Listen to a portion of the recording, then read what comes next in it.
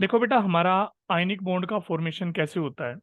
इसमें 5 या 6 टॉपिक है, काफी इंपॉर्टेंट टॉपिक है जो। उनमें से पहला टॉपिक है आयनिक बॉन्ड या इलेक्ट्रोवेलेंट बॉन्ड। तो आयनिक बॉन्ड कैसे बनता है बेटा हमारा। ये बॉन्ड फॉर्मेशन होता है, it is formed it is formed by complete transfer of electron, complete transfer of electron, transfer of electron between two atoms, between two atoms. बेटा किसी भी दो एटम के बीच में आपका इलेक्ट्रॉन का ट्रांसफर होता है, उससे जो हमारा बॉन्ड फॉर्मेशन होता है, that is your ionic bond, that is your ionic bond. ठीक है। एग्जाम्पल के तौर पे अगर मैं लूँ, जैसे कि Na है हमारे पास, उसके पास है 281, और यहाँ पे बेटा इसके साथ अगर क्लोरीन का कॉम्बिनेशन करना चाहें तो यहाँ पर है बेटा 287। तो होगा क्या गाइस, ये अपना एक इलेक्ट्रॉन इसको ट्रांसफर करेगा, होगा क्या, आपका NaCl का फॉर्मेशन होगा। Na यहाँ पे पॉजिटिव होगा, Cl यहाँ पे नेगेटिव होगा, ये एक आयनिक कंपाउंड बनेगा। प्लस यहाँ पे हीट का रिलीज होगा बेटा, हीट रिलीज होगी, इसको हम बोलेंगे lattice energy. This is your lattice energy. क्या बोलेंगे बेटा इसको, this is your lattice energy. Clear point. जो हीट रिलीज हुई है आयनिक बॉन्ड के फॉर्मेशन में, ये हमारे पास क्या बेटा, ये एक आयनिक कंपाउंड है, दिस इज योर एक आयनिक कंपाउंड। इस आयनिक कंपाउंड के फॉर्मेशन में जो हीट रिलीज हुई है, that is known as lattice energy, that is known as lattice energy. अब इस पे क्वेश्चन क्या क्या बनते हैं आयनिक बॉन्ड पे।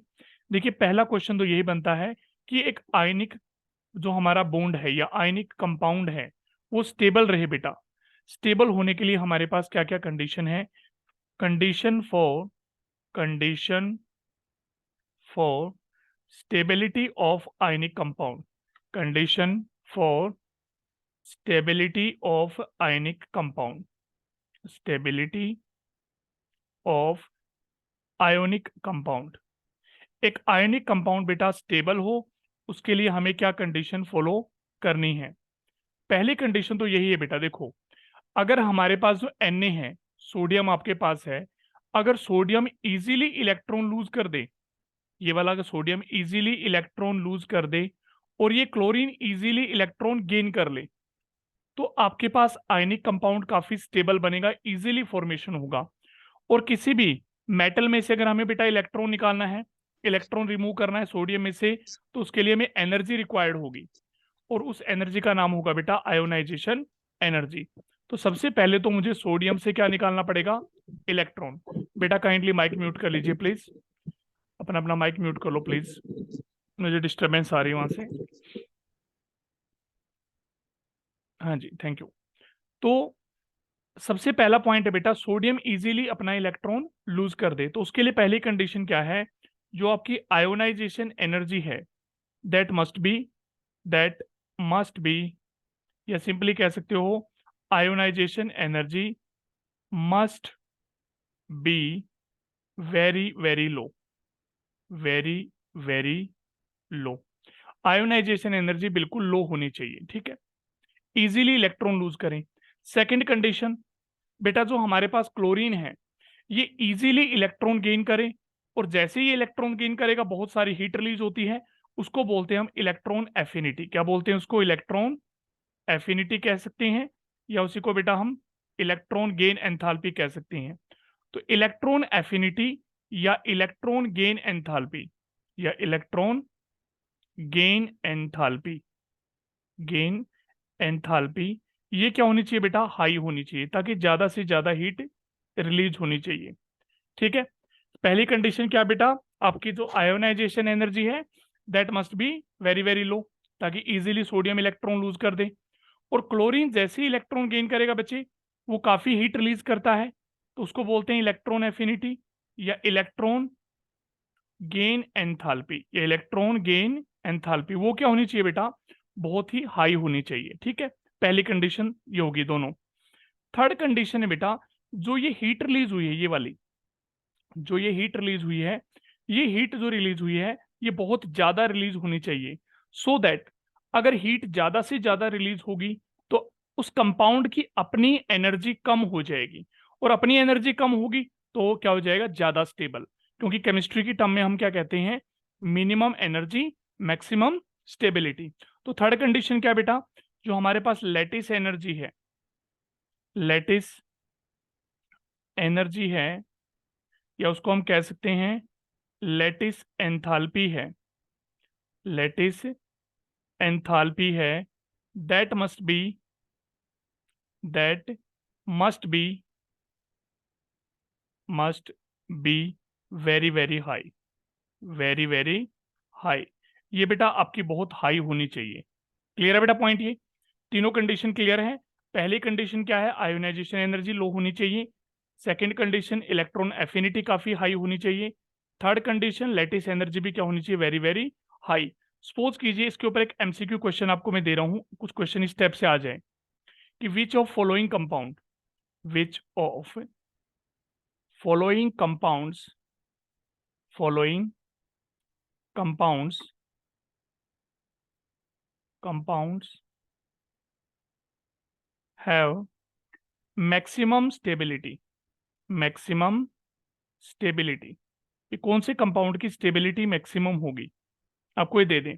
मान लीजिए आपके पास कंपाउंड है, पहला कंपाउंड है ए बी, सेकेंड है बी सी, थर्ड है सी डी, और डी ऑप्शन कुछ भी दे दें आपको, डी ई। मान लीजिए कोई भी चार कंपाउंड आपको दिए हो सकते हैं, हो सकता है ये हो lithium chloride, potassium, sodium chloride, potassium chloride, rubidium chloride, कुछ इस टाइप से कुछ भी ये नेमिंग हो सकती है आपकी।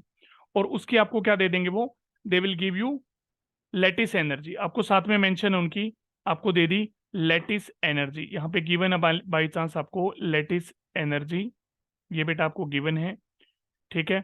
ये मैं एक हाइपोथेटिकल वैल्यूज ले रहा हूँ। मान लीजिए पहली वैल्यू हमारे पास है 30.6 किलोजूल पर मोल, राइट, ये वैल्यू है। नेक्स्ट हमारे पास है 40.6 किलोजूल पर मोल। नेक्स्ट वैल्यू आपके पास दी बेटा 50.6 kilojoule per mole. I am taking the hypothetical value, these are not the exact values, -60.7 kilojoule per moles. मान लीजिए वैल्यूज आपको दिया गया है और आपको बोल दे बताइए कौन सा ज्यादा स्टेबल होने वाला है। तो जस्ट आपको नोटिस क्या करना है कि किसमें ज्यादा मैक्सिमम हीट रिलीज हुई है। तो मैक्सिमम हीट किसमें रिलीज हुई है, ऑप्शन डी में। आप बोलेंगे सर ऑप्शन डी में मैक्सिमम हीट का रिलीज है, तो इस वजह से इसकी लैटिस एनर्जी हाई है। क्या ज्यादा है इसकी, लैटिस एनर्जी, थर्ड वाला पॉइंट है लैटिस एनर्जी, इसकी लैटिस एनर्जी बहुत ज्यादा हाई लैटिस एंथैल्पी है।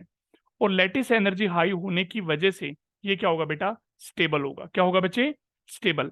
या फिर आपको कह सकते हैं which of following, which of following, which of following is is correct condition, correct condition, condition for an ionic compound, for an ionic compound, ionic compound to be stable, to be stable, ठीक है। फिर कौन सी condition आयनिक compound को stable होने के लिए मेंशन है, आपको पहली कंडीशन बोल दी ionization energy must be high, must be high, पहली कंडीशन दे दी। बी कंडीशन दे दी electron affinity must be low, must be low. C condition दे दी electron affinity must be high, कि आपकी इलेक्ट्रॉन एफिनिटी हाई हो। डी ऑप्शन दे दिया कि नन ऑफ दीज। तो कौन से कंडीशन पे टिक करने वाले हैं आयनिक कंपाउंड की करेक्ट स्टेबिलिटी के लिए।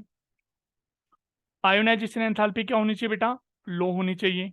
आयन इलेक्ट्रॉन एफिनिटी क्या होनी चाहिए, हाई होनी चाहिए। तो ये वाली कंडीशन वैलिड नहीं है, ये वाली कंडीशन वैलिड नहीं है।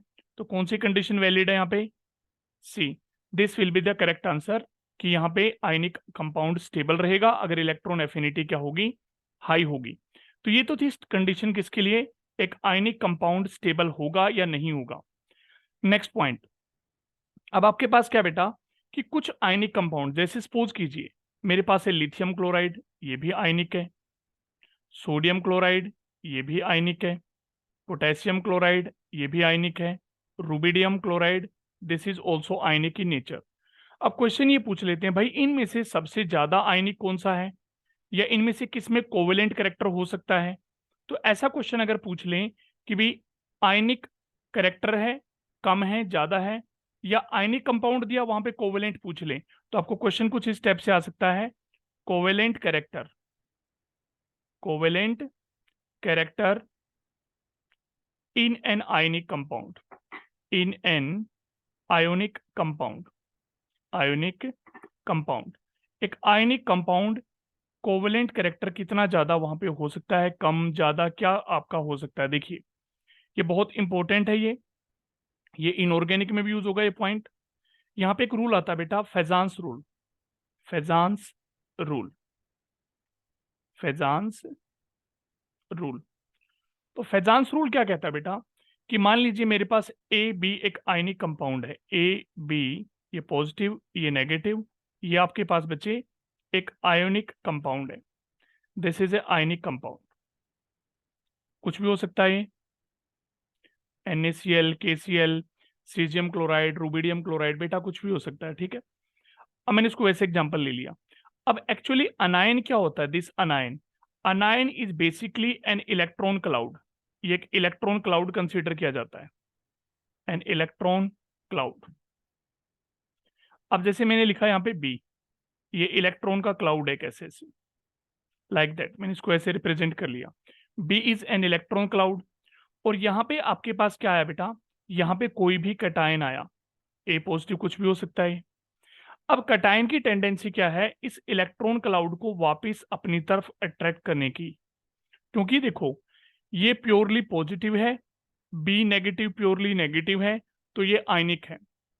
लेकिन अगर ये ए पॉजिटिव इस इलेक्ट्रॉन क्लाउड को अपनी तरफ अट्रैक्ट करेगा, ऐसे पहले मान लीजिए ऐसे है, थोड़ा सा ये डिस्टोरेट हो जाएगा, या उसको बोलते हैं पोलराइज्ड हो जाएगा, ये कुछ ऐसे बन जाएगा ए पॉजिटिव, ये बी नेगेटिव थोड़ा सा बेटा इस स्टेप से इसकी तरफ डिस्टोरेट हो जाएगा, लाइक दैट, ये बी नेगेटिव थोड़ा सा इसकी तरफ डिस्टोरेट हो जाएगा। तो इसको डिस्टोरेट हो गया, इसको बोलते हैं पोलराइज्ड हो गया, पोलराइज्ड एनायन, ये एक पोलराइज्ड अनायन है। और जितनी ज्यादा ये पोलराइज्ड इजीली होगा तो वहां पे कोवेलेंट कैरेक्टर बढ़ना स्टार्ट हो जाएगा। क्या बढ़ना स्टार्ट हो जाएगा बेटा, कोवेलेंट कैरेक्टर इंक्रीज होना स्टार्ट हो जाएगा। और कटायन की ये इलेक्ट्रॉन को अपनी तरफ अट्रैक्ट करने की जो पावर है, इसको बोलते हैं बेटा polarising power, polarising, polarising power, this is your polarising power. क्या बोलते हैं बेटा इसको, पोलराइजिंग पावर। अनायन से इलेक्ट्रॉन क्लाउड को अपनी तरफ अट्रैक्ट करने की इस पावर को हम बोलते हैं पोलराइजिंग पावर। तो कटायन की पोलराइजिंग पावर जितनी ज्यादा होगी, जितना क्विकली इसको अट्रैक्ट करेगा इलेक्ट्रॉन क्लाउड को अपनी तरफ, उतना ही ज्यादा कोवेलेंट कैरेक्टर बेटा हमारा जनरेट होना स्टार्ट हो जाएगा। और उसके लिए कंडीशन क्या है, कटायन का साइज होना चाहिए बेटा छोटा, cation must be smaller in size, smaller in size. आपका कटायन बेटा जितना छोटा होगा उतना ही उसकी न्यूक्लियर चार्ज ज्यादा होगा, वो क्विकली अनायन के इलेक्ट्रॉन क्लाउड को अपनी तरफ क्या करेगा, अट्रैक्ट करेगा। तो कटायन का साइज क्या होना चाहिए, स्मॉल होना चाहिए। और अनायन क्या होना चाहिए, लार्जर, ताकि वो इजीली इलेक्ट्रॉन दे पाए। अनायन must be larger in size, larger in size. अगर ये दो कंडीशन फुलफिल हो रही हैं, कटायन साइज वाइज छोटा होना चाहिए, अनायन बड़ा होना चाहिए, तो उसमें क्या हो जाएगा, molecule will be covalent, molecule will be covalent, molecule will be covalent, molecule will be covalent in nature, तो आपका मोलिक्यूल कोवेलेंट होना स्टार्ट हो जाएगा। तो फेजांस रूल में आपने क्या पॉइंट याद रखना बेटा, फेजांस रूल के अकॉर्डिंग अगर आपके कटायन का साइज छोटा है और अनायन का साइज क्या है, बड़ा है, तो मोलिक्यूल क्या होगा बेटा आपका, कोवेलेंट। फॉर एग्जाम्पल क्वेश्चन लेते हैं, which of following, which of following, which of following have maximum covalent character, have maximum covalent character, किसका कोवेलेंट कैरेक्टर मैक्सिमम है, हमें ये बताना है। एग्जांपल लिया मैंने, लिथियम क्लोराइड बी ऑप्शन है, सोडियम क्लोराइड सी ऑप्शन है, पोटेशियम क्लोराइड डी ऑप्शन ले लिया मैंने, रूबिडियम क्लोराइड। ये चार ऑप्शन है। आपसे पूछ लिया किसमें कोवेलेंट कैरेक्टर मैक्सिमम होने वाला है। तो बेटा अगर ध्यान से देखें यहाँ पे आप, क्लोराइड आयन सब में सेम है, क्लोराइड आयन सेम है, देखिए ध्यान से, क्लोराइड आयन आपके पास सेम है। अब यहाँ पे देखते हैं हम अनायन को, सॉरी कटायन को, lithium positive, sodium positive, potassium, rubidium. तो बेटा यहाँ पे सबसे छोटा साइज किसका, कटायन का, लिथियम, सोडियम, पोटेशियम, रूबिडियम, इन सब में सबसे छोटा साइज किसका होने वाला बेटा, इसका, लिथियम। लिथियम का सबसे साइज छोटा है। तो लिथियम का साइज अगर स्मॉल होगा, ये इजीली पोलराइज कर लेगा क्लोरीन को, तो यहाँ पे कोवेलेंट कैरेक्टर क्या हो जाएगा, मैक्सिमम। यहाँ पे कोवेलेंट कैरेक्टर क्या आ जाएगा बच्चे, मैक्सिमम आ जाएगा। और रूबिडियम, इसका साइज सबसे बड़ा है, ये इजीली पोलराइज कर नहीं पाएगा, तो ये किसकी नेचर क्या हो जाएगी, दिस विल बी आयोनिक। तो इनमें अगर बात करूं, लिथियम क्लोराइड में, सोडियम क्लोराइड में, पोटेशियम में, तो मैक्सिमम कोवेलेंट कैरेक्टर होने वाला किसका होगा, ए ऑप्शन। क्लियर है बच्चे पॉइंट ये, क्योंकि इसमें कटायन का साइज सबसे छोटा किसका, लिथियम का, छोटा साइज है बेटा, न्यूक्लियर चार्ज बहुत हाई रहेगा, वो स्ट्रोंगली क्लोराइड आयन को अपनी तरफ अट्रैक्ट करेगा, तो ये केस में कन्वर्ट हो जाएगा कोवेलेंट कैरेक्टर में। एक और क्वेश्चन देता हूं मैं, इस पे देखिए किस टाइप से आ सकता है, विच of following have, which of following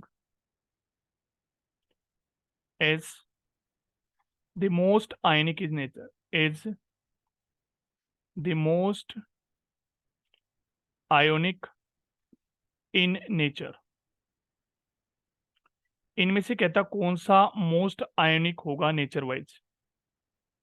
जैसे एग्जांपल के तौर पे मैंने ले लिया आपका यहाँ पे sodium fluoride, B option sodium chloride, B option, C option है सोडियम ब्रोमाइड, और एक आपके पास है सोडियम आयोडाइड, सोडियम आयोडाइड। बेटा ये ऑप्शन आपके पास है। तो इनमें देखो कौन सा कटायन देखिए सेम है, Na positive, Na positive, Na positive, Na positive, cation बेटा यहाँ पे क्या बिल्कुल सेम है, ठीक है। तो अलग अलग क्या है, अनायन, F negative, chloride ion, bromide ion, iodide ion, cation यहाँ पे क्या सेम है, अलग अलग क्या है, अनायन है बेटा। तो आप इसको देख के बता सकते हैं कौन सा ज्यादा आयनिक होने वाला है या कौन सा कोवेलेंट होने वाला है। अनायन का साइज, कोवेलेंट होने के लिए अनायन का साइज क्या होना चाहिए बेटा, क्या होना चाहिए, बड़ा बड़ा बड़ा होना चाहिए, वेरी गुड। तो सबसे बड़ा साइज किसका है यहाँ पे अनायन का, आयोडीन। आयोडीन, क्योंकि down the group size increase होता है, फ्लोरीन, क्लोरीन, ब्रोमीन, आयोडीन। तो ये तो हो गया कोवेलेंट कैरेक्टर, क्योंकि यहाँ पे अनायन का साइज सबसे बड़ा है, ये इजीली पोलराइज्ड हो जाएगा, तो कोवेलेंट कैरेक्टर में शिफ्ट हो जाएगा। फ्लोराइड, ये सबसे छोटा साइज है अनायन का, तो ये किसकी तरफ शिफ्ट हो जाएगा, it will be toward ionic character की तरफ शिफ्ट हो जाएगा। ऊपर पूछा गया मोस्ट आयनिक, तो आप इसका एक्सप्लेन कर देंगे ए। मैनी टाइम इस क्वेश्चन को थोड़ा सा चेंज कर देता है एग्जामिनर, वो पूछ लेता है विच of following have maximum lattice energy.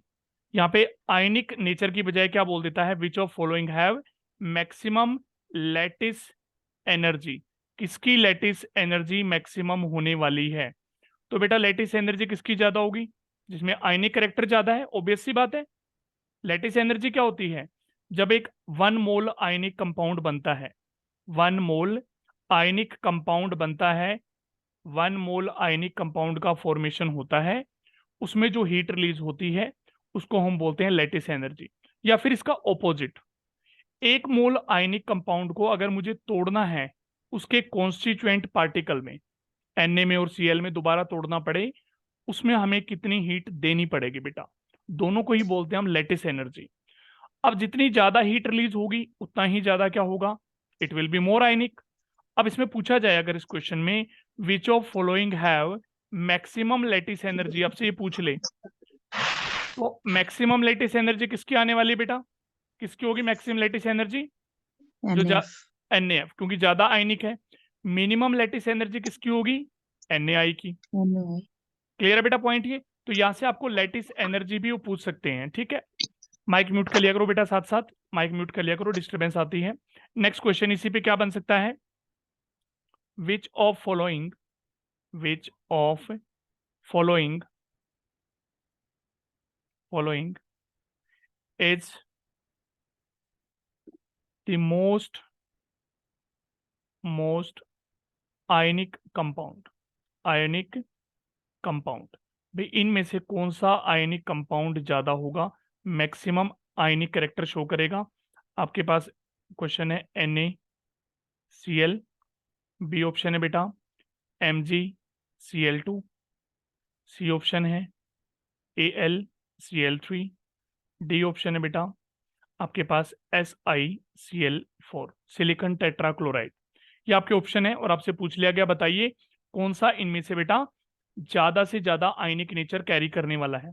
तो आप बोलेंगे देखिए सर, अनायन सेम है, अनायन सेम आपके पास, सिमिलर अनायन है। अब कटायन यहाँ पे क्या क्या बेटा देखो, Na पॉजिटिव है, Mg2 पॉजिटिव है, Al3 पॉजिटिव है और Si4 पॉजिटिव है। ये आपके पास बेटा एनायन है, ठीक है। अब यहाँ पे देखेंगे इसके पास इलेक्ट्रॉन है 2 8, यहाँ पर भी इलेक्ट्रॉन 2 8, यहाँ पर भी इलेक्ट्रॉन 2 8 और यहाँ पर भी इलेक्ट्रॉन 2 8। क्या पॉइंट क्लियर है बेटा? यहाँ पे देखेंगे तो सभी पे 8 10 10 इलेक्ट्रॉन है, क्योंकि सोडियम का एटॉमिक नंबर क्या होता है बच्चे? 11, एक इलेक्ट्रॉन लूज करेगा। मैग्नीशियम का एटॉमिक नंबर कितना? 12, 2 इलेक्ट्रॉन लूज करेगा। एल्यूमिनियम का 13, 3 इलेक्ट्रॉन लूज करेगा। सिलिकॉन का 14, 4 इलेक्ट्रॉन लूज करेगा। तो यहाँ पे 10 10 इलेक्ट्रॉन है। तो बेटा याद रखना, आइसो इलेक्ट्रॉनिक कैटायन, इनको बोलेंगे आइसो इलेक्ट्रॉनिक कैटायन। जिन कैटायन के पास सेम इलेक्ट्रॉन हो, उस केस में जितना ग्रेटर चार्ज होता है बेटा, चार्ज जितना ज्यादा होगा साइज उतना ही आपका स्मॉलर रहेगा। चार्ज जितना ग्रेटर होगा बेटा उतना ही हमारे पास क्या होगा, साइज छोटा हो जाएगा। अब इन सब में सबसे छोटा साइज किसका है? सबसे छोटा साइज किसका आने वाला बेटा? चार्ज सबसे, silicon sir. Si4 silicon positive का। सिलिकॉन का साइज सबसे छोटा है तो इसका नेचर क्या होगा? सबसे ज्यादा कोवलेंट। और मोस्ट आयनिक कौन हो जाएगा? NaCl NaCl। NaC। क्लियर है पॉइंट ये बेटा? Is that okay? Yes sir ठीक है। कुछ बच्चे स्टेप से भी गैस कर लेते हैं, जैसे sodium, magnesium, aluminium, silicon, left to right जाते हैं तो साइज क्या होता है? डिक्रीज होता है। कुछ स्टेप से भी अजम्पशन लगा देते हैं, बट बहुत बार ये करेक्ट आपकी स्टेटमेंट नहीं रहती है। तो ज्यादातर आप चार्ज से देखिए, चार्ज आपके पास अगर आइसो इलेक्ट्रॉनिक है, चार्ज जितना ग्रेटर होगा साइज बेटा क्या हो जाएगा? छोटा हो जाएगा। क्लियर है बेटा पॉइंट ये? तो अभी तक हमने क्या पढ़ा कि एक आयनिक कंपाउंड क्या है, उसके स्टेबल होने के लिए, कि भी आयनिक कंपाउंड स्टेबल रहे, क्या क्या फैक्टर रिस्पॉन्सिबल है, ठीक है। उसके बाद हमने पढ़ा कि भी जो आयनिक कंपाउंड है उनमें भी एक वेरिएशन है, कोई ज्यादा आयनिक है, कोई कम आयनिक है। और जो कम आयनिक है उसको हम कोवलेंट करेक्टर की तरफ कंसीडर कर लेते हैं, भाई ये कोवलेंट की तरफ जा रहा है। तो कोवलेंट कौन सा ज्यादा होगा, कौन सा कम होगा, वो भी हमने डिस्कस कर लिया। तो इसके बाद हमारे पास पॉइंट क्या आता है बेटा? यहां तक सबको क्लियर है? कोई दिक्कत तो नहीं यहां तक? हाँ बेटा क्लियर है यहां तक? Yes sir okay. अभी क्वेश्चन ये आता है, बहुत बार क्वेश्चन पूछा जाता है ये, नीट जैसे एग्जाम्स में भी आता है, जेई में भी पूछा गया है, कि अगर आप आयनिक कंपाउंड को डिसोल्व करते हैं, हमें पता वो इजीली वाटर में सोल्यूबल हो जाता है। आयनिक कंपाउंड वाटर सोल्यूबल होते हैं नेचर वाइज। तो सोल्यूबिलिटी के लिए भी कुछ कंडीशंस होती हैं कि कोई भी आयनिक कंपाउंड इजीली वाटर के अंदर डिसोल्व हो जाए, उसके लिए क्या क्या कंडीशन वैलिड रहेंगी।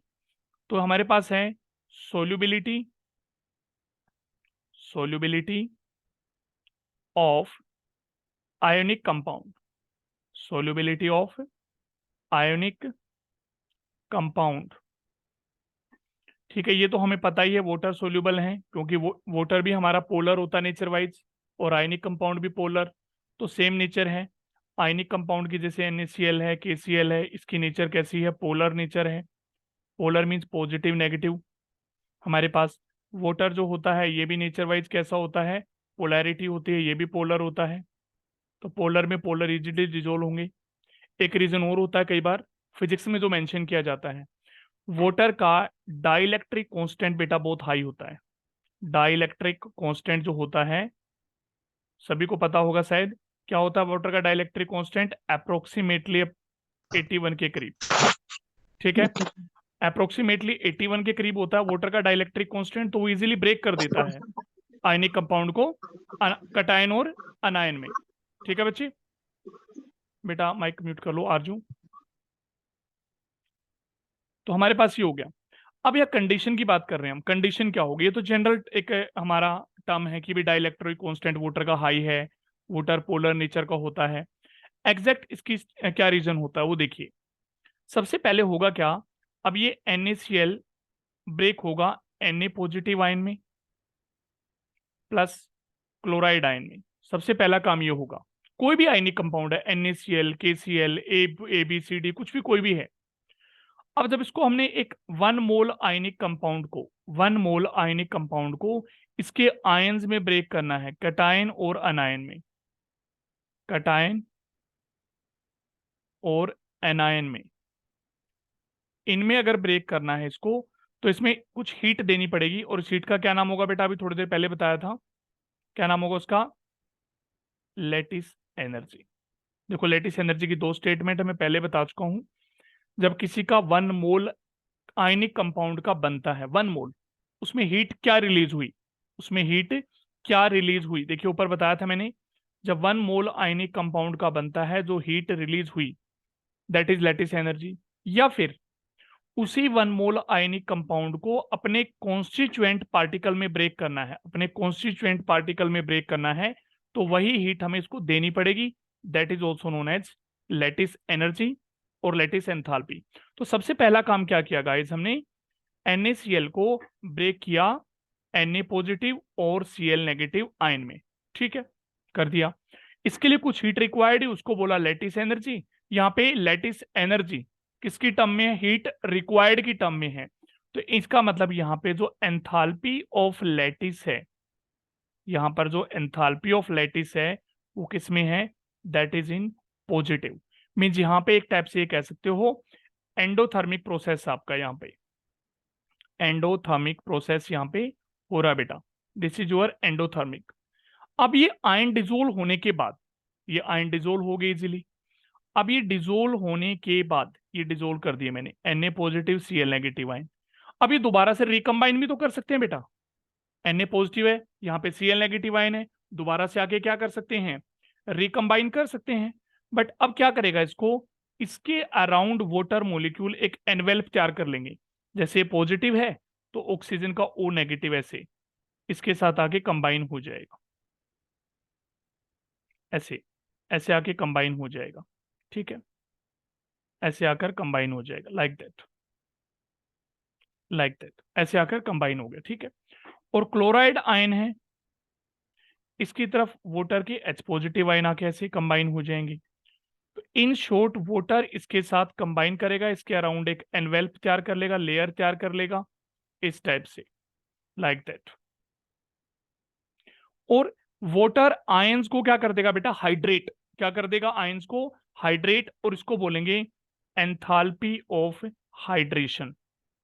और इसमें हीट आपकी यहाँ पे रिलीज होगी। हीट यहाँ पे क्या होगी? रिलीज। मीन्स यहाँ पे प्रोसेस कैसा रहेगा? एक्सोथर्मिक। प्रोसेस कैसा रहेगा? एक्सोथर्मिक। तो 2 पॉइंट समझ आए। यहाँ पे 2 टाइप की हीट इन्वॉल्व हुई है जब एक आयनिक कंपाउंड डिजोल्व हो रहा है बेटा। पहला पॉइंट क्या है भाई? जब NaCl को हम डिजोल्व कर रहे हैं, कटायन अनायन बन रहे हैं, वहां पे हीट रिक्वायर्ड है, that is your lattice energy. वो रिक्वायर्ड है तो पॉजिटिव में होगी। जब वो आयन की फॉर्म में ब्रेक हो जाएंगे, वाटर उनको हाइड्रेट करेगा, उनके अराउंड कंबाइन कर जाएगा, सो दैट वो रिकंबाइन ना कर पाए, प्रेसिपिटेट ना बन पाए दोबारा। उसको बोलेंगे एंथैल्पी ऑफ हाइड्रेशन। और हम चाहते हैं गाइस कि हम क्या चाहते हैं कि वो अलग अलग ही रहें, दूर दूर रहें, दोबारा रिकम्बाइन ना करें, तभी तो सोल्यूबल रहेंगे ना। उसके लिए हम चाहते हैं कि जो नेट हीट है वो एक्सोथर्मिक रहे, दूर दूर रहे, हीट ज्यादा रहे। तो अगर नेट हीट हम चाहते हैं एक्सोथर्मिक रहे, तो इसका मतलब आपके पास नोट करने वाला पॉइंट क्या है, इसका मतलब क्या हुआ बेटा, एंथैल्पी ऑफ हाइड्रेशन वो क्या होनी चाहिए, ज्यादा, किसके कंपेरेटिवली, एंथैल्पी ऑफ लैटिस।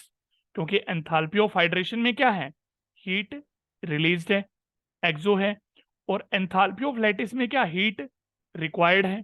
हम चाहते हैं नेट हीट क्या रहे, नेट हीट एक्सोथर्मिक नेचर रहे। तो इसका मतलब हाइड्रेशन एंथैल्पी लैटिस एंथैल्पी से क्या होनी चाहिए, ज्यादा होनी चाहिए।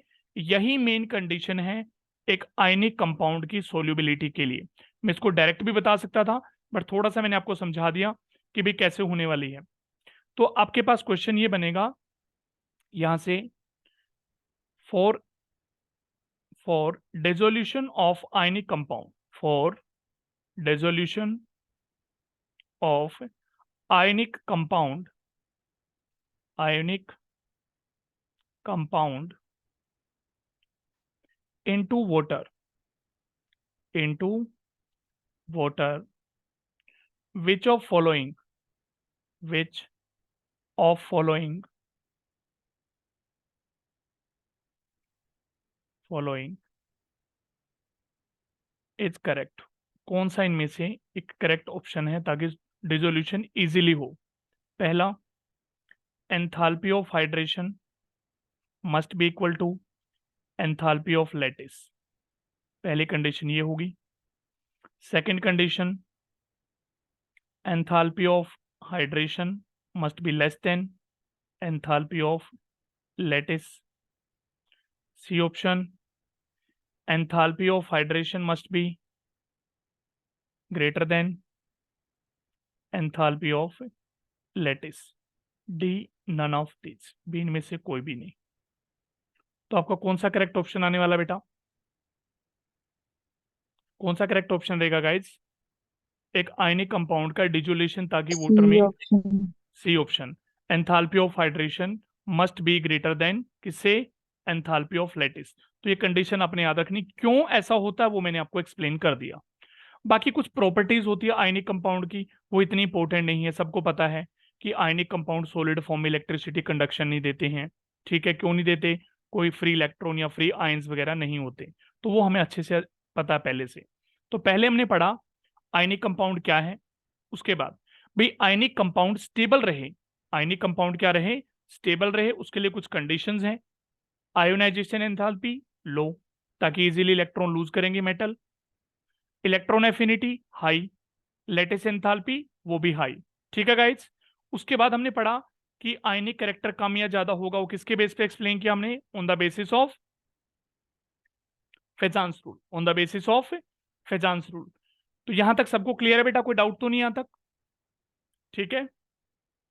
हाँ जी गाइज, बेटा क्लियर है पॉइंट ये, यस और no. Yes sir. Okay great great great, बोला करो भाई देवियों थोड़ा सा, ताकि मेरा भी मन लगा रहे।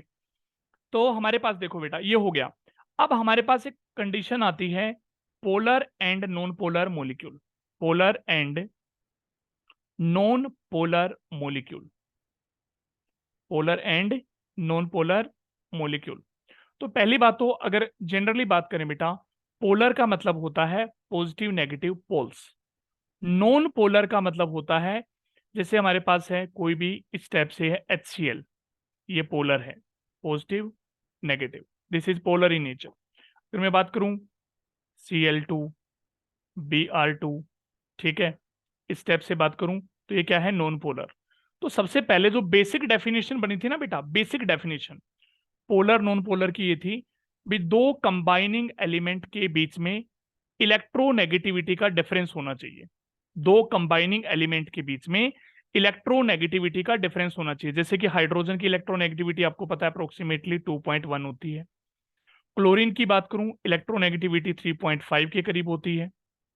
अब इन दोनों में इलेक्ट्रोनेगेटिविटी का डिफरेंस है, तो इसको बोल दिया उन्होंने that is a polar molecule, HCl is a polar. But chlorine chlorine दोनों सेम मॉलिक्यूल है, क्लोरीन क्लोरीन दोनों सेम एटम है, तो इनकी इलेक्ट्रोनेगेटिविटी सेम है।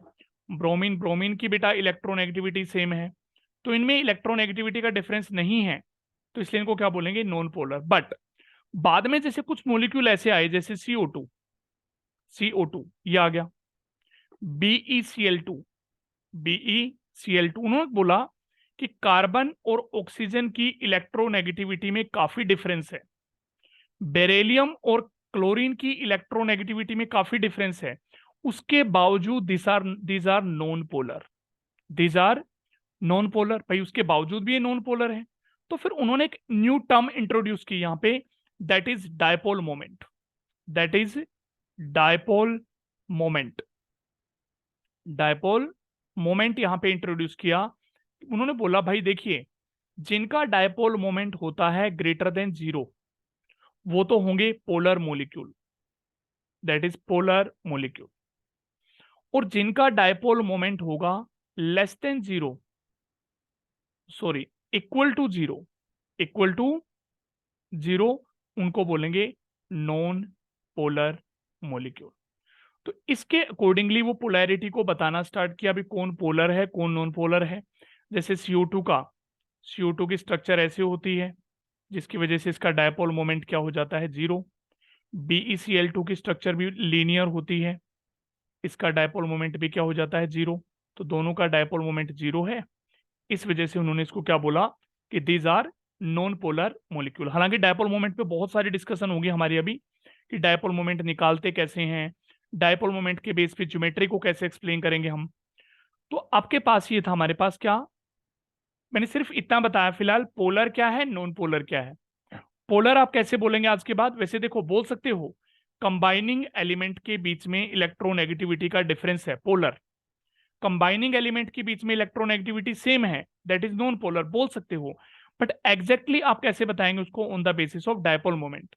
आप बोलेंगे सर जिनका डायपोल मोमेंट ग्रेटर देन 0 है these are polar molecules, and जिनका डायपोल मोमेंट 0 है these are non polar molecules. तो आप इसके अकॉर्डिंगली एक्सप्लेन करना है डायपोल मोमेंट के अकॉर्डिंगली, ठीक है बेटा। क्लियर है बच्चे यहां तक पॉइंट, कोई दिक्कत नहीं है। हाँ जी गाइस, कोई दिक्कत नहीं है बेटा, कोई प्रॉब्लम तो नहीं इसमें। No sir. Okay okay. फिर इसके बाद हमारे पास, अब डायपोल मोमेंट को एक्सप्लेन करूंगा मैं, बहुत डिटेल में बताने वाला हूं डायपोल मोमेंट के बारे में।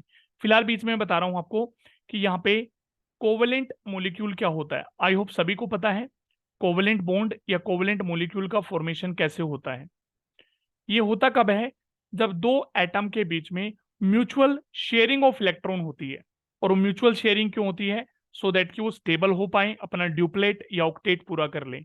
तो ये बनता है covalent bond by mutual sharing of electron, by mutual sharing of electron particles, electron particles between two atoms, two atom, so as to complete, so as to complete octet और duplet, so as to complete octet या duplet, generally octet, but कुछ molecule duplet complete करके भी stable होते हैं। अब ऐसे इसमें बहुत लंबी चौड़ी कोई बात नहीं है कोवलेंट में, एक होता है प्योर कोवलेंट, एक होता है पार्शियली कोवलेंट, उसके बारे में बात करेंगे। जैसे हमने आयनिक की बात की, आयनिक में क्या था, एक तो बहुत ज्यादा हाईली आयनिक है, एक थोड़ा सा आयनिक कैरेक्टर कम है, तो उसको हमने कोवलेंट बोल दिया। वैसे ही कुछ बहुत ज्यादा 100% कोवलेंट कैरेक्टर शो करेंगे, कुछ बहुत कम करेंगे, तो उनको हम आयनिक की तरफ शिफ्ट कर देंगे। अब यहाँ पे एक पॉइंट नोट कर लेना बेटा, ये पूरी ऑर्गेनिक इनऑर्गेनिक में काम आएगा कोवलेंट के रिगार्डिंग। कोवलेंट बॉन्ड के अंदर होता है weak Van der Waals forces, weak van der Waals forces, weak van der Waals forces होते हैं बेटा इनके अंदर। और ये वीक वेंडरवॉल फोर्सेज का एक कैरेक्टर है, जैसे जैसे मोलर मास बढ़ेगा, जैसे जैसे बेटा मोलर मास इंक्रीज होगा, तो ये फोर्सेस जो वीक वेंडरवॉल फोर्सेज हैं, वीक वेंडरवॉल फोर्सेज है, शॉर्ट में लिख रहा हूँ इसको, वीक वेंडरवॉल फोर्सेज हैं, ये आपके स्ट्रोंगर होते जाएंगे। Greater is the molar mass, जितना मोलर मास आप ज्यादा करोगे उतने ही आपके weak Van der Waals forces of attraction क्या होते जाएंगे, स्ट्रोंगर, और उसके अकॉर्डिंगली उनका बॉइलिंग पॉइंट भी इंक्रीज होने लग जाएगा। बॉइलिंग पॉइंट भी आपका इंक्रीज होगा। ये पॉइंट कोवलेंट के बारे में बहुत इंपॉर्टेंट है। जैसे जैसे मोलर मास बढ़ेगा गाइस, वैसे वैसे हमारे पास क्या होगा, जैसे फॉर एग्जाम्पल मैं जनरल से एग्जाम्पल ले रहा हूँ, वैसे ही मीथेन है, इथेन है, प्रोपेन है, ब्यूटेन है, इनकी बात करें तो सभी के सभी कैसे हैं, all are covalent in nature. ये भी बेटा कोवलेंट है, ये भी प्योर कोवलेंट है, ये भी प्योर कोवलेंट है, ये भी प्योर कोवलेंट है। ठीक है, सभी कोवलेंट कैरेक्टर शो कर रहे हैं। बट सबसे ज्यादा कोवलेंट कैरेक्टर किसमें होगा, सबसे ज्यादा बॉइलिंग पॉइंट ज्यादा किसका होगा, sorry not covalent, molar mass जैसे जैसे बढ़ेगा उनके अंदर वीक वेंडरवॉल फोर्सेस स्ट्रोंग होने स्टार्ट हो जाएंगे, तो उनका बॉइलिंग पॉइंट क्या हो जाता है बेटा, बॉइलिंग पॉइंट इंक्रीज होना स्टार्ट हो जाता है। ये हम इनऑर्गेनिक में और ऑर्गेनिक में, खासकर एल्कोहल में, फिनोल में, ईथर में, एल्डिहाइड कीटोन्स में बहुत जगह ये चीज यूज करेंगे कि भाई जैसे जैसे मोलर मास बढ़ता जा रहा है, वीक वेंडरवॉल फोर्सेस स्ट्रोंग हो रहे हैं, तो इनका बॉइलिंग पॉइंट क्या हो रहा है, इंक्रीज हो रहा है। ठीक है बेटा, क्लियर है पॉइंट बेटा, कोवेलेंट बॉन्ड के बारे में कोई दिक्कत नहीं है, क्लियर है बच्चे। No sir. हाँ और जी जो सर। और बेटा जो कोवेलेंट मॉलिक्यूल होते हैं, जो कोवेलेंट मॉलिक्यूल होते हैं बेटा, जो कोवेलेंट मॉलिक्यूल होते हैं, ये बेस्ड हैं ओक्टेट रूल के बेसिस पे। These are based on upon octet rule. Octet rule के ऊपर ही हमारे कोवेलेंट मॉलिक्यूल बेस्ड है। इसके बाद नेक्स्ट हमारा टॉपिक आता है छोटा सा, उसको बोलते हैं क्या, कोऑर्डिनेट बॉन्ड, कोऑर्डिनेट बॉन्ड, या फिर उसी को बोल देते हैं बेटा हम dative bond, dative bond, dative bond. Covalent के बारे में कुछ पॉइंट्स और हैं, वो मैं आपको पीरियोडिक में बताऊंगा, जब पीरियोडिक में एक्सप्लेन करूंगा वहां पे बताऊंगा आपको कि जब कंबाइनिंग जो एलिमेंट है उनमें इलेक्ट्रोनेगेटिविटी डिफरेंस है, वो कम है ज्यादा है, कब ज्यादा कोवेलेंट होंगे कब कम होंगे, वो भी बताऊंगा आपको। कोऑर्डिनेट बॉन्ड या डेटिव बॉन्ड एक ही बात है बेटा। पहली बात, ये एक कोवेलेंट बॉन्ड का टाइप है, this is a type of covalent bond, this is a type of covalent bond. ये एक कोवेलेंट बॉन्ड का टाइप है, कोऑर्डिनेट या डेटिव बॉन्ड बेटा। जैसे मैंने एग्जांपल लिया बच्चे, एच एफ, एच एफ, तो आप देख सकते हैं यहाँ पे एच एफ में क्या होता है बेटा, इलेक्ट्रॉन की शेयरिंग, ऐसे कुछ 1 2 3 4 5 6 ऐसे शेयरिंग होती है इलेक्ट्रॉन की, लाइक दैट हमारे पास एच एफ बन जाता है। लेकिन जो ये शेयर्ड पेयर, ये हमारे पास है जिनको मैं रेड से शो कर रहा हूं, ये बोलते हैं बेटा इनको शेयर्ड पेयर, शेयर्ड पेयर बोलते हैं बच्चे इनको, ये वाले। ये फ्लोरीन की तरफ थोड़े से ज्यादा अट्रैक्टेड होते हैं, फ्लोरीन की तरफ ये थोड़े से ज्यादा अट्रैक्टेड होते हैं, और फ्लोरीन की इसी टेंडेंसी को बोलते हैं इलेक्ट्रोनेगेटिविटी, और इस टाइप के बॉन्ड को बोलते हैं कोऑर्डिनेट बॉन्ड या डेटिव बॉन्ड, कि जहां पे शेयर्ड पेयर इलेक्ट्रॉन एक इलेक्ट्रोनेगेटिव एलिमेंट की तरफ ज्यादा अट्रैक्टेड हों, उसको बोलते हैं कोऑर्डिनेट बॉन्ड या डेटिव बॉन्ड। बट इसकी एक डेफिनेशन और है जो बहुत वाइडली यूज होती है, ज्यादा यूज उसी को किया जाता है। पहला पॉइंट मैंने बता दिया, this is a type of covalent bond, ठीक है बिल्कुल देख रहे हैं हम, कोवेलेंट बॉन्ड का एक ही तरह ही है। लेकिन जो शेयर्ड पेयर इलेक्ट्रॉन है वो ज्यादा किसकी तरफ अट्रैक्ट है बच्चे, इलेक्ट्रोनेगेटिव एलिमेंट की तरफ, तो इसलिए इसको बोलते हैं कोऑर्डिनेट बॉन्ड या डेटिव बॉन्ड। लेकिन जो इसकी स्टेटमेंट ज्यादा यूज होती है वो क्या है, कि बॉन्ड फॉर्म्ड, बॉन्ड फॉर्म्ड, जो सेकंड इसकी डेफिनेशन जो ज्यादा यूज होती है, bond formed, bond formed between किस किस के बीच में, between electron rich, between electron rich and electron deficient species, electron deficient species, species, इनके बीच में जो बॉन्ड बनता है बेटा, एक इलेक्ट्रॉन रिच होनी चाहिए और एक इलेक्ट्रॉन डेफिशिएंट, इनके बीच में जो बॉन्ड का फॉर्मेशन होता है that is called coordinate bond या डेटिव बॉन्ड। कैसे? जैसे आपके पास है बच्चे अमोनिया NH3, ये आपके पास है अमोनिया मोलिक्यूल। यहाँ पे आप देखेंगे गाइस, यहाँ पे लोन पेयर इलेक्ट्रॉन है, ठीक है, these are the lone pair electrons. अब ये अपना लोन पेयर डोनेट कर सकता है easily BF3, boron trifluoride, boron trifluoride. इसको कैसे? ये अपने लोन पेयर इलेक्ट्रॉन इसको इजीली डोनेट कर सकता है। और ये जैसे एरो दिखाया है, ये एरो किसको शो करेगा? This will show coordinate bond या डेटिव बॉन्ड। ये शो करेगा कोऑर्डिनेट बॉन्ड, बॉन्ड और डेटिव बॉन्ड को। तो एक इलेक्ट्रॉन रिच है ये वाला, this is called electron rich. ये आपके पास एक इलेक्ट्रॉन रिच स्पीसीज है बेटा, this is your electron rich. ये क्या है? इलेक्ट्रॉन की कमी है, ऑक्टेट पूरा नहीं है, तो this is your electron deficient, deficient. तो इनके बीच में जो बॉन्ड बनेगा दैट इज योर कोऑर्डिनेट या डेटिव बॉन्ड। क्लियर है बेटा पॉइंट क्या होता है कोऑर्डिनेट या dative bond? Is that okay guys? बच्चों क्लियर है पॉइंट? Yes sir. ओके। अच्छा, एक चीज और आप पढ़ोगे जब आप जाएंगे किसमें, कोऑर्डिनेशन कंपाउंड्स में। आपने देखा होगा ये वैकेंट डी ऑर्बिटल होते हैं, ऐसे ऐसे ऐसे ऐसे हम क्या लेंगे, 1 2 3 4 5, ये वैकेंट डी ऑर्बिटल लेंगे। यहाँ पे लेंगे लिगेंड्स, लिगेंड्स के पास क्या होंगे? Lone pair, like that. तो ये अपने लोन पेयर इसके वैकेंट डी ऑर्बिटल को, जो डी ऑर्बिटल्स हमारे वैकेंट है, उनको ये लिगेंड्स अपने इलेक्ट्रॉन डोनेट करेंगे और यहाँ पे कौन सा बॉन्ड बनाएंगे? कौन सा बॉन्ड बनता है बेटा? Coordinate bond. कौन सा बॉन्ड बनता है? Coordinate coordinate. बॉन्ड। और इस टाइप से हमारे पास जो कंपाउंड बनते हैं उनको हम क्या बोलते हैं? Coordination compounds, coordination compounds, these are coordination compounds. बेटा अगर बीच में कहीं समझ ना आए ना, कोई पॉइंट लगे लैग कर रहा है, तो बेटा उसी टाइम थोड़ा रोक के पूछ लिया करो कि सर ये वाला पॉइंट दोबारा एक्सप्लेन कर दो। मैं तुम्हें बेसिक से बेसिक चीज बताने की ट्राई कर रहा हूँ, क्यों हो सकता है किसी का केमिस्ट्री में बहुत ज्यादा गैप हो जाता है। कई कई बच्चे ऐसे आते हैं वो कहते हैं सर हमारा 5 5 6 6 साल से गैप है केमिस्ट्री में, बहुत वीक है, ऑलमोस्ट जीरो मान के चलिए हमारी केमिस्ट्री। तो मैं उनको बेसिक से बेसिक पॉइंट बताने की ट्राई करता हूँ ताकि उनको कोई पॉइंट लैक ना कर जाए, कि ऐसा ना लगे कि इसकी वजह से कोई टॉपिक सोल्व ना हो तुमसे आगे। ठीक है ना बेटा? तो हमने क्या क्या पढ़ा आज? पहला पढ़ा पॉइंट हमने क्या? Ionic bond. सेकंड पॉइंट हमने क्या पढ़ा बेटा? कि आयनिक बॉन्ड स्टेबल होने की क्या क्या कंडीशंस होती है, वो हमने एक्सप्लेन किए, क्वेश्चन किए। थर्ड हमने पढ़ा कि आयनिक कंपाउंड की सोल्युबिलिटी के लिए क्या कंडीशन है।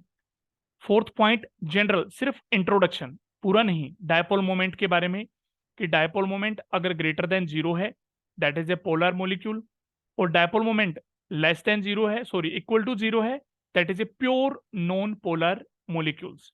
ठीक है। फिर हमने पढ़ा अबाउट कोवेलेंट बॉन्ड। जो कोवेलेंट बॉन्ड के बारे में ज्यादा पॉइंट आता है वो आता है अबाउट दिस पॉइंट, ये मैंने अभी बता दिया आपको, ये अगेन एंड अगेन यूज होगा।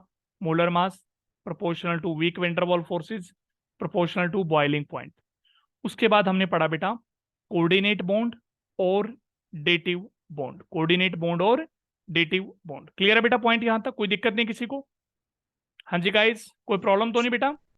No sir. No sir. तो बेटा आज इसको हम यहीं तक करेंगे कुछ टाइम के लिए, जब तक आपका 10 15 बच्चों का बैच नहीं होता। थोड़ा सा सिलेबस में स्लो रखूंगा, उसके बाद हम थोड़ा सा फास्ट कर देंगे बेटा। ठीक है गाइस? Okay sir. तो इसको यहाँ से तक अच्छे से पढ़ना है, प्रॉपरली इसको रीड करना आप लोगों ने, और ट्राई करना कॉपी में अपने एक नोट्स बना लें। मैं इनकी जो मैंने पढ़ाया है इसकी एक फोटो क्लिक करके आपको या PDF बना के भी आपको सेंड कर दूंगा ग्रुप में ताकि आपको नोट्स वगैरह बनाने में ईजी रहे काफ़ी। ठीक है बेटा? Is okay that sir. और बच्चे जिस दिन क्लास अटेंड किसी ने नहीं करनी हो बाई चांस, तो काइंडली मुझे कन्वे जरूर करें कि सर आज मैं क्लास अटेंड नहीं कर रही हूँ या कर रहा हूँ, बता दें मुझे पहले, सो दैट कि उसके अकॉर्डिंगली फिर मैं प्लान करूँ अपना। वैसे क्योंकि अभी हम बैच में बच्चे कम हैं, तो पता लगे आप सोचो कि चलो मुझे बताने की जरूरत नहीं है, दूसरा बच्चा बस सोचे मुझे भी बताने की जरूरत नहीं, पता लगे मैं अकेला बैठा हूँ यहाँ पे ग्रुप में। ठीक है ना बेटा? ओके बच्चे? Okay sir. Okay sir. चलो ओके गाइस, टेक केयर। तो अच्छे से समझ में आया होगा, आई होप ये टॉपिक अच्छे से आपको क्लियर हो गया होगा प्रॉपरली। यस अब सर। कल का जो हमारा टॉपिक रहेगा वो हम डिस्कस करेंगे अबाउट डायपोल मोमेंट के बारे में, और एक हम डिस्कस करने वाले हैं फॉर्मल चार्ज। ये दो टॉपिक डिटेल में डिस्कस करेंगे, डायपोल मोमेंट उस पर क्वेश्चन बनते हैं कई बार, और फॉर्मल चार्ज। ठीक है बच्चों? Okay, sir. Okay, guys, take care. Good night. Okay, sir. Thank you, sir. Okay, welcome.